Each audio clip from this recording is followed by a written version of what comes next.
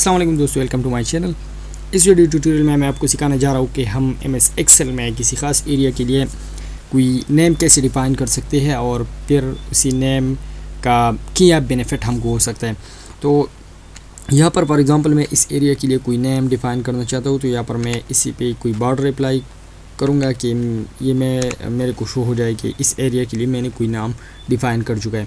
तो इस एरिया के लिए मैं नाम डिफ़ाइन कर रहा हूँ। यहाँ पर मैंने ये एरिया सेलेक्ट कर लिया और यहाँ पर मैं फार्मूला टैब में आ गया और यहाँ पर फार्मूला टैब में यहाँ पर ये जो डिफ़ाइन नेम है इसी पे आपने क्या करना है, क्लिक कर देना है, ठीक है। और यहाँ पर इसी के लिए कोई नाम सेलेक्ट कर देना है। फॉर एग्ज़ाम्पल मैंने इसी के लिए कोई नाम लिख लिया फर्स्ट और एंटर कर दिया, तो इसी के लिए ये नाम अभी डिफ़ाइन हो चुका है।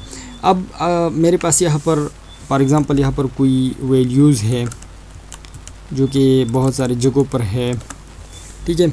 और यहाँ पर मैं अभी सम निकाल रहा हूँ इन सब का। तो मैं कैसे निकालूंगा, ये बहुत अच्छे तरीके से हम निकाल सकते हैं क्योंकि हमने इसी के लिए कोई नाम डिफ़ाइन कर चुका है। तो बहुत सिंपल तरीके से हम ये कर सकते हैं। अब हम क्या करेंगे, हम simply is equal to some का फार्मूला लिखेंगे, टैब के बटन के साथ हम इसे उठाएंगे और यहाँ पर हम आएंगे यहाँ पर इसी डिफाइंड नेम्स में और यहाँ पर हम सेलेक्ट करेंगे यूज़ एंड फार्मूला। और यहाँ पर ये फर्स्ट जो है ना, ये जो हमने अभी बनाया है, अभी हमने ये जो डिफ़ाइन कर चुका है, तो हमने इसे फर्स्ट को सिलेक्ट कर देना है और फिर इसे ब्रैकेट को क्लोज करके एंटर कर देना है। तो यहाँ पर 68 आ रहा है और ये 68 इन सब का आंसर है। तो अब हमें कैसे पता चल जाएगा कि ये 68 कहाँ से आ चुका है। तो यहाँ पर आपने क्या करना है, इसी ट्रेस प्रेसिडेंट्स पे क्लिक कर देना है, प्रेसिडेंट्स पे। तो ये दिखा रहा है कि ये इन सब टेबल का जो है ना सम है, यानी इन सब टेबल का जमा जो हो चुका है यहाँ पर, ये इसी का आंसर है, ठीक है। इसी के साथ साथ आप कोई दूसरा एरिया भी इसी तरीके से इसी के लिए भी नाम सेलेक्ट कर सकते हैं या नाम डिफ़ाइन कर सकते हैं। इसी पे मैं भी बॉर्डर अप्लाई करता हूँ और फिर आता हूँ फार्मूला टैब में और यहाँ पर डिफाइन नेम पे क्लिक कर देता हूँ और यहाँ पर इसी के लिए कोई नाम सेलेक्ट कर, जो फॉर एग्ज़ाम्पल मैं सेकंड लिख लेता हूँ यहाँ पर। और अभी मैं कोई फार्मूला यहाँ पर पुट कर लेता हूँ। फॉर एग्ज़ाम्पल मैंने पुट कर लिया सम और यहाँ पर यूज़ एंड फार्मूला में एक फर्स्ट और फिर कॉमा और फिर यहाँ पर सेकंड, ओके, फिर ब्रैकेट क्लोज और एंटर।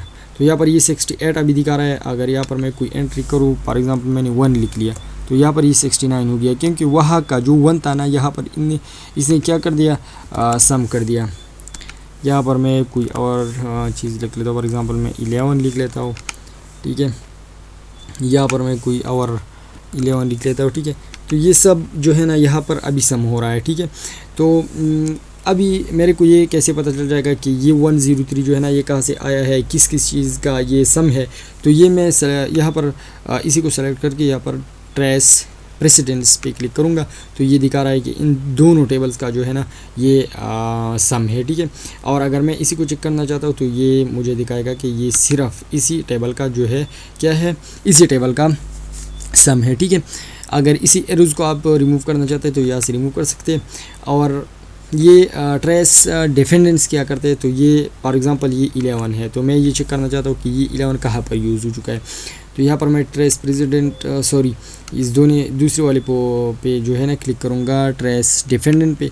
तो ये दिखा रहा है कि ये इसी में यूज़ हो चुका है, यानी ये 11 जो है ना इसी फार्मूला में यूज़ हो चुका है, इसी 103 में, ठीक है।